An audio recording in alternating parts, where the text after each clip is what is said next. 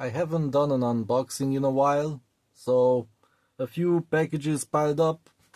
First, let me warn you that if you're going to see less fingers on this channel, this is why. I finally found these small little wood cutting discs for my tool here. That's an angle grinder by default, but you can, put some circular saws on it for fun. So let's open this package. I mean, not package, this is the products thing. Maybe slightly more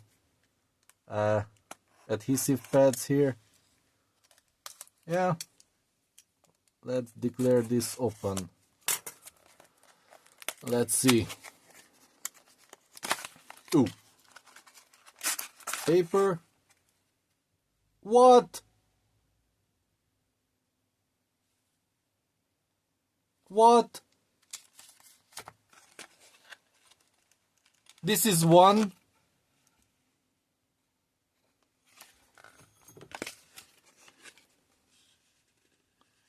I was under the impression that this was a pack of 5.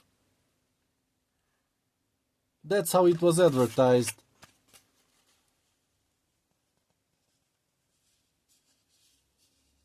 Nope. Just one. Oh well. Maybe I wouldn't have bought it. It was like $1.20. And yeah. I don't know what it has here. Maybe diamonds or something. Allegedly this is a woodcutting disc. Here are the types of wood that you can buy. You can cut. Allegedly even nails. So this will cut through nails. And yeah, if you look at the thing here, maybe one finger. You can cut one finger with it. 2 fingers you can't because the disc is too tiny. So yeah, like a centimeter and a half. Yeah. So yeah. This is a disappointment. Oh. This is a universal manual for all the cutting discs. And as you can see, yeah, to have 5 of the things, these are the simple metal cutters. So they mislabeled the price tag in the shop. Oh well, I got one disc for $1.20. I think it's a good deal anyway. If I don't chop my fingers off. Yo, that's one thing. I already unboxed this. You know what this is. It's not from Temu. It was $2 from eMag, the local Amazon. And yeah, you know what this is. Kind of cute, but also kind of useful when you want to do some soldering or work on small little things and you need a third hand. This vise comes in really handy. It's not you can't tighten it too much because it's composite? No. Well, it's made of several materials. Probably a lot of it is aluminum. And it's a casting, so if it's not steel and it's a casting, it's gonna be brittle. So just for small things and working on them, cutting them, maybe with the angle grinder. And yeah, this is a nice little investment in my opinion for $2. Let's see the next candidate. This should be a what do you call it? Stone drill bit, like 10 millimeter or 8. I don't remember. It was quite a. It was 2 weeks ago, maybe I ordered it. see. I'm positive it's a drill bit, but how do you open it? That I don't know. Oh, I didn't cut all the way. Exactly the most important layer. I didn't cut it all the way. That's not letting it out. Come on. Come on. Oh. Yeah. It's a DeWalt. DeWalt. Hammer drill, size 10. Okay, it's a 10. Oh, that's it. Ooh. It's a... what do you call this? I'm used to these drills having only one of these cutting bits, but this has in a cross pattern too. That's nice. Okay, I will use this to mount a TV, hopefully. And here's one more package. This should be a quote-unquote solar inverter. It's not really, but it does pretty much the same thing as a solar inverter. Okay, here's the paper, and it's a tiny little thing. So what this does is it takes the power from the solar panel, conjigures it inside, it has two USBs if you want to charge something, and charges a battery. Also outputs 12 volts stabilized to power something, up to like 700 watts, I think. 720 was advertised, I think. 30 amps. Oh yeah, 30 amps on 24 volts. Yeah, that makes sense. 30 times 24, that's 620. 720. But if you're using only a 12 volt battery, then that's 360 watts. Half. Yeah. Math genius. So basically it's a solar inverter, a solar charge controller, but it doesn't work with AC, so it's not really an inverter, but it takes the energy from the sun, puts it in the battery and transmits it to whatever load you want to put on it.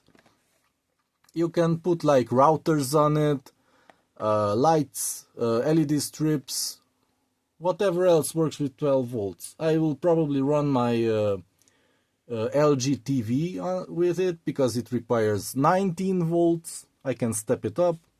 Or a laptop, that's also usually 19 volts. You need a step-up regulator like for $2. So yeah.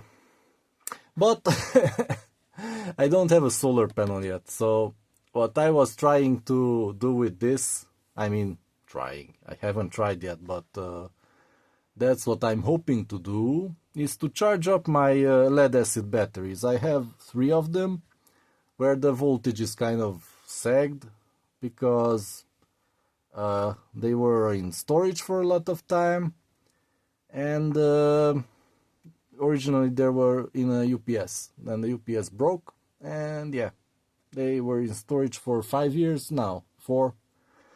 That's really bad. I'm hoping to revive a couple of them, but yeah, maybe they are all dead. And then I will buy another battery and use this only as a UPS. So this is kind of nice as a UPS because it doesn't make any sound. It doesn't have to convert electricity to AC, DC, whatever. It may just give out a little buzz or a high frequency, whatever, because this works, what do you call it? Switch. Yeah, it has chips, whatever. It only has chips. It doesn't have a relay and big transformers and stuff, hopefully. We'll take it apart later, I think. But enough of the babble. Let's open it. Ooh. Ah. Ooh. It was $6. 7. And it's a product. Could you believe it's a product with Chinese manual?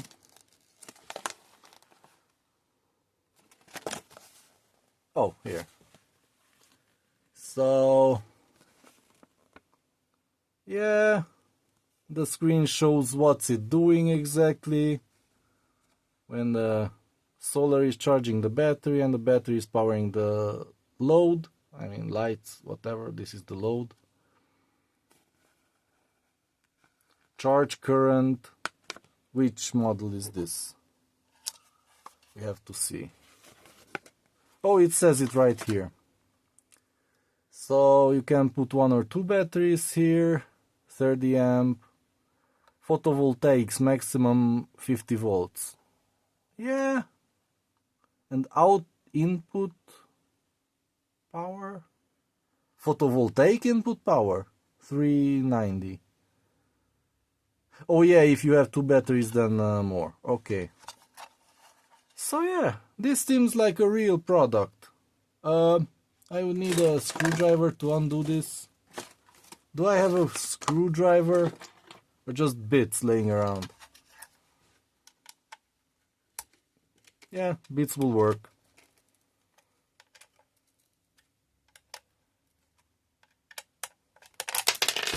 This wasn't meant to be a teardown video, but I'm kind of curious what's inside. If the design is really awesome, it should have 1 or 2 chips inside and barely any other components. If it's a crappier design, then maybe 4 or 5 chips and maybe even a relay or 2. Yeah, if it's bad design. But for $7 this should be a really good design, but has some sort of fault in the sense that it's not efficient or can't do high power or whatever. So they sell it cheaper with lower specs. Let's see. Okay, metal plate and the heat. Oh, it has 3 chips. Okay, I mean not chips. What do you call these things? Thyristors, thermistors, forcistors, something thirsters. Let's do the teardown further here.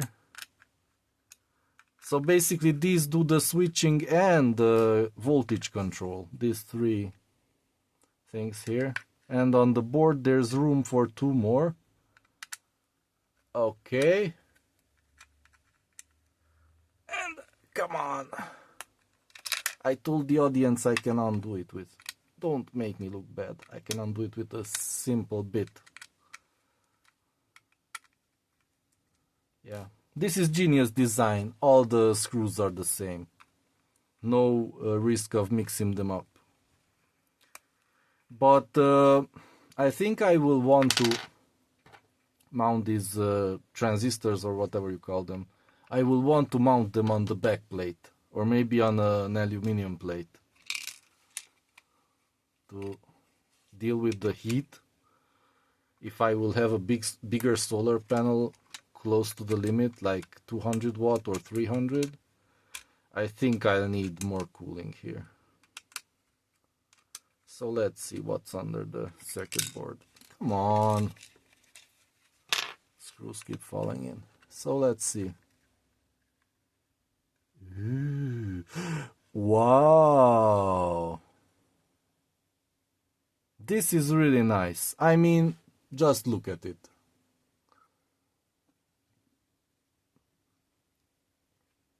This is made really nice. And yeah, it has 2 bigger chips here because yeah, this has to do some voltage calculations and display something on the screen and stuff. And yeah, that's the brains here. but the hard work is done by the three things in the back that also heat up really bad under load. So yeah, this seems like a win. If it works, I think this is exactly the design as I was expecting, and yeah, hopefully efficiency is there, even though it's a 2019 model. So has technology progressed since then a lot? I don't think so. Solar panels are at roughly 20% efficiency, and these are at 95 plus. Okay, so see you in the next video when I will try out one of these things.